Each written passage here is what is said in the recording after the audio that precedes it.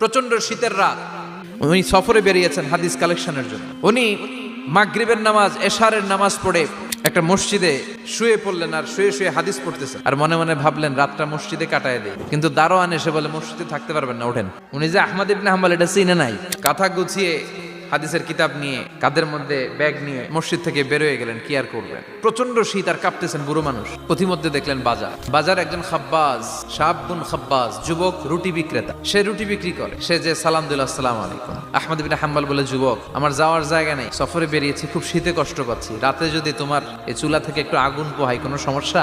যুবক বলে, না না সমস্যা না, আহলান ওয়া সাহলান, বসে আমদের আসেন আসেন, আপনি আগুন পোহাইলে আমার সমস্যা কি? আল্লাহ শুকরিয়া করে উনি বসলেন আর আগুন পোহাচ্ছেন। আর খেয়াল করলেন যুবক রুটি বানায় আর পরে আস্তাগফিরুল্লাহ, রুটির দলা বানায় পরে আস্তাগফিরুল্লাহ, খামির বানায় আর পরে আস্তাগফিরুল্লাহ, খালি এইটাই পড়তেছে। ইমাম আহমদ ইবনে হাম্বল তো অবাক, কিরে এটা আবার কেমন যুবক, খালি আস্তাগফিরুল্লাহ। উনি প্রশ্ন করলেন, যুবক ঘটনা কি? আসার পর থেকেই তোমার দেখতেছি তুমি রুটি বানাও, রুটি বিক্রি করো আর পড়ো আস্তাগফিরুল্লাহ।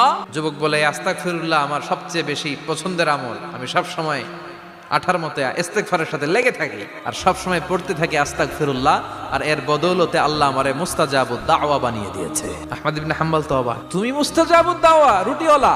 আমি এত বছর হাদিস পড়াই, আমিও তো মুস্তাজাবুদ দাওয়া না, তুমি দোয়া করলে সব কবুল হয়ে যায়? যুবক বলে, না আনা মুস্তাজাবুদ দাওয়া, আমি আমার জীবনে যত দোয়া করেছি কবুল করে নিয়েছে কে? সব দোয়া কবুল করে নিয়েছে আল্লাহ, একটা দোয়া ছাড়া। কি সেই দোয়া?